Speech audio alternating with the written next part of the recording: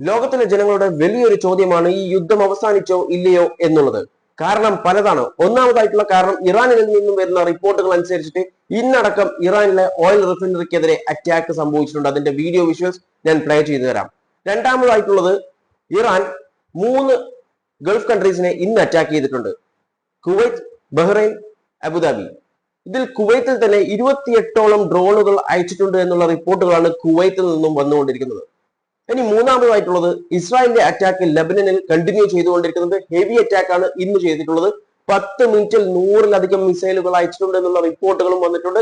അവിടെ 8ഓളം പേര് മരണപ്പെട്ടിട്ടുണ്ട്, 22ഓളം പേർക്ക് ഇഞ്ചുറീസ് ഉണ്ട് എന്നുള്ള വിവരം കൂടി പുറത്തു വന്നുകൊണ്ടിരിക്കുന്നുണ്ട്. അതുപോലെ മറ്റൊരു ന്യൂസ് ആണ്, ഇന്നലെയാണ് US-ൽ മറ്റൊരു എക്സ്പ്ലോഷനും കൂടി സംഭവിച്ചിട്ടുണ്ട്. ഇതും കൂട്ടി ചേർത്ത് 4ാമത്തെ എക്സ്പ്ലോഷനാണ് യുദ്ധം തുടങ്ങിയിട്ട് ഇതുവരെ US-ൽ സംഭവിച്ചിട്ടുള്ളത്. നമുക്ക് ഓരോന്നായിട്ട് അനലൈസ് ചെയ്യാം. ആദ്യത്തേത് ഇറാനിലുള്ള അറ്റാക്കാണ്. ഇറാനിലുള്ള അറ്റാക്ക് സംഭവിച്ചിട്ടുള്ളത് ഇറാന്റെ ലാവാൻ ഐലൻഡിലുള്ള ഒരു ഓയിൽ റിഫൈനറിക്ക് നേരെയാണ്.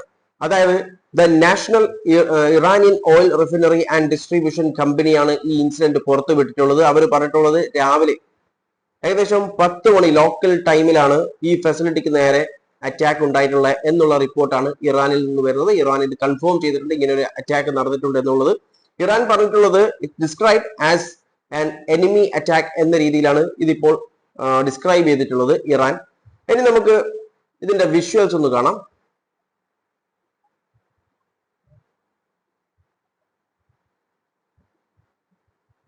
കണ്ടില്ലേ, ഇങ്ങനെ ഒരു എക്സ്പ്ലോഷൻ ഇന്ന് രാവിലെ ലോക്കൽ ടൈം 10 മണിക്ക് അവിടെ സംഭവിച്ചിട്ടുണ്ട്. ഇനി ഇതിന് പകരമായി, അതായത് പകരം ചോദിച്ച് 3 ഗൾഫ് കൺട്രീസിന് നേരെയാണ് ഇറാൻ അറ്റാക്ക് ചെയ്തിട്ടുള്ളത്. ഇറാൻ അറ്റാക്ക് ചെയ്തിട്ടുള്ളത് UAE-ലും കുവൈത്തിലും ബഹ്റൈനിലുമാണ്. അതിൽ UAE ഡിഫൻസ് മിനിസ്റ്റർ പറഞ്ഞിട്ടുള്ളത് പല സ്ഥലങ്ങളിലും പല ഏരിയാസിലെ എക്സ്പ്ലോഷന്റെ സൗണ്ട് കേട്ടിട്ടുണ്ട് എന്നുള്ള റിപ്പോർട്ടുകൾ പുറത്തു വരുന്നുണ്ട് എന്നാണ് ഡിഫൻസ് മിനിസ്റ്ററി പറഞ്ഞിട്ടുള്ളത്.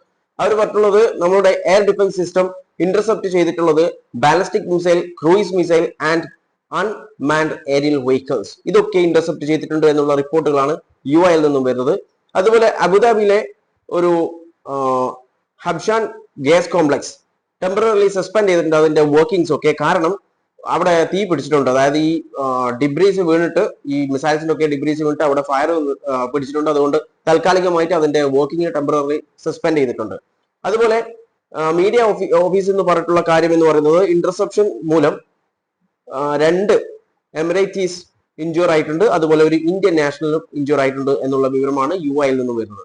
ഇനി കുവൈത്തിന്റെ കാര്യം നോക്കിക്കഴിഞ്ഞാൽ കുവൈത്തി ഡിഫൻസ് മിനിസ്റ്റർ പറഞ്ഞിട്ടുള്ള ഒരു കാര്യം എന്ന് പറയുന്നത് ഏതാണ്ട് 28 ഡ്രോൺസ് നമ്മൾ ഡീൽ ചെയ്തിട്ടുണ്ട്, ഇതൊക്കെ ഇന്റർസെപ്റ്റ് വെച്ചിട്ട് നമ്മൾ തകർത്തിട്ടുണ്ട് എന്നുള്ള റിപ്പോർട്ടുകളാണ് ഇവിടുന്ന് വരുന്നത്. കൂടുതലും ടാർഗറ്റ് ചെയ്തിട്ടുള്ളത് ഓയിൽ ഫെസിലിറ്റീസിന് നേരെയും അതുപോലെ പവർ സ്റ്റേഷന് നേരെയുമാണെന്നാണ് കുവൈത്ത് പറഞ്ഞിട്ടുള്ളത്.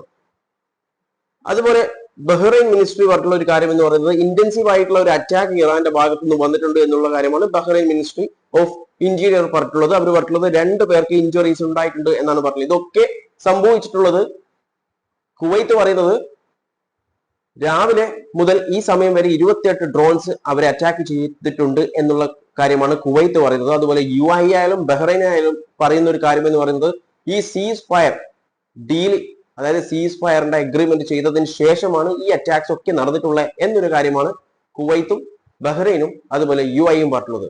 അതേ കാര്യമാണ് ഇറാനും പറഞ്ഞിട്ടുള്ളത്. സീസ് ഫയർ പ്രഖ്യാപിച്ചതിന് ശേഷമാണ് ലോക്കൽ ടൈം 10 o'clock ഈ ഒരു ഫെസിലിറ്റിക്ക് നേരെ, അതായത് ഇറാന്റെ ഓയിൽ റിഫൈനറിക്കെതിരെ അറ്റാക്കിംഗ് സംഭവിച്ചിട്ടുള്ളത്. ഇതൊക്കെ കണ്ടിട്ടാണ് ലോകത്തിലെ ജനങ്ങൾ ചോദിക്കുന്നത് ഈ സീസ് ഫയറിനെ കൊണ്ട് എന്താണ് ഉപകാരം. കാരണം സീസ് ഫയർ പ്രഖ്യാപിച്ചിട്ടും ഇറാനും അടി കിട്ടുന്നുണ്ട്, ഇറാനും അടിക്കുന്നുണ്ട്. പിന്നെ എന്താണ് സീസ് ഫയർ? ഈ യുദ്ധം അവസാനിച്ചോ ഇല്ലയോ എന്നുള്ള ചോദ്യങ്ങളാണ് ജനങ്ങളിൽ ഇപ്പോൾ വന്നുകൊണ്ടിരിക്കുന്നത്. അതുപോലുള്ള മറ്റൊരു കാര്യമാണ് ലബനാനിലെ ഇസ്രായേലിന്റെ അറ്റാക്ക്. നമുക്കറിയാം ഈ 10 പോയിന്റ്, അതായത് ഈ കണ്ടീഷൻസിൽ സീസ് ഫയറിന്റെ കണ്ടീഷനിലെ 10 പോയിന്റിൽ ഒരു പോയിന്റ് ആണ് complete end of war on Iraq, Lebanon and Yemen എന്നൊരു പോയിന്റ് അതിലുണ്ട്. എന്നാൽ ഇസ്രായേൽ ആ പോയിന്റിനെ സമ്മതിച്ചിട്ടില്ല. അപ്പോൾ ഇസ്രായേൽ ഇപ്പോഴും അറ്റാക്ക് ചെയ്തുകൊണ്ടിരിക്കുന്ന ലബനനെ നമുക്ക് വിഷ്വൽസ് ഒന്ന് കാണാം.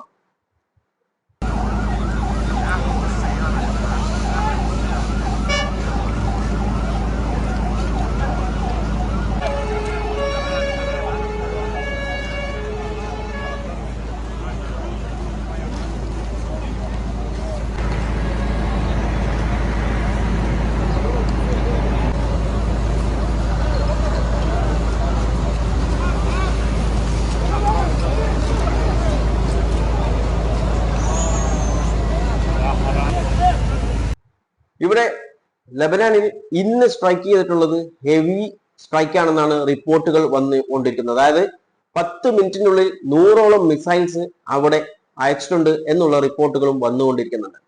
അതായത് ഇന്ന്, കാരണം നമുക്കറിയാം ഇറാനെ അടിക്കാൻ ഇപ്പോൾ സീസ് ഫയർ ആയതുകൊണ്ട് ഇസ്രായേലിന് സമയമില്ല, അപ്പോൾ പറ്റില്ല. അതുകൊണ്ട് ഇറാൻ അടിക്കേണ്ട അടിയൊക്കെ ലബനനാണെന്ന് തോന്നുന്നു ഇപ്പോൾ കൊടുക്കുന്നത്. അതുകൊണ്ട് ലബനന് നല്ല അടി കൊടുത്തുകൊണ്ടിരിക്കുന്നുണ്ട്. ഇപ്പോൾ വന്നിട്ടുള്ള റിപ്പോർട്ട് അനുസരിച്ച് അറ്റ്ലീസ്റ്റ് 8 പേരെങ്കിലും മരണപ്പെട്ടിട്ടുണ്ടാവും. 22 പേരോളം ആളുകൾക്ക് ഇഞ്ചുറീസ് ഉണ്ട്. പല വീഡിയോസും, അതായത് ഇപ്പോൾ ലബനനിൽ നിന്ന് ഒരുപാട് വീഡിയോസ് ഇപ്പോൾ പുറത്തു വന്നുകൊണ്ടിരിക്കുന്നുണ്ട്. ഇന്ന് സംഭവിച്ചിട്ടുള്ള വിഷ്വൽസ് ആണ് അതൊക്കെ.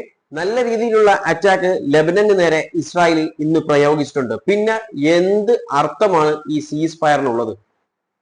അതുപോലെ US പോയി കഴിഞ്ഞാൽ US കാലിഫോർണിയയിൽ ഒരു തീപിടുത്തം ഉണ്ടായിട്ടുണ്ടായിരുന്നു ഇന്നലെ രാത്രി. യുദ്ധം തുടങ്ങി ഇതടക്കം 4ാമത്തെ ഇൻസിഡന്റ് ആണ് അവിടെ തീ പിടിച്ച് എക്സ്പ്ലോഷൻ ഉണ്ടാകുന്നത്. ബാക്കിയുള്ള 3 സിറ്റുവേഷനും ഞാൻ ഓൾറെഡി ഇന്നലെയുള്ള ഒരു വീഡിയോയിൽ പറഞ്ഞാണ്. അതിന്റെ ലിങ്ക് ഞാൻ ഡിസ്ക്രിപ്ഷൻ ബോക്സിൽ ആഡ് ചെയ്യുന്നതായിരിക്കും. അതായത് മറ്റു 3 നടന്നിട്ടുള്ളത്, ഒന്ന് മാർച്ച് 23-ന്, രണ്ടാമത് നടന്നിട്ടുള്ളത് ഏപ്രിൽ 4-ാം തീയതി, മൂന്നാമത് നടത്തുന്നത് ഏപ്രിൽ 6-ാം തീയതി, പിന്നെ ഏപ്രിൽ 7 ഇപ്പൊ കാലിഫോർണിയയിലെ ആ ദൃശ്യം ഒന്ന് കാണാം ആദ്യം.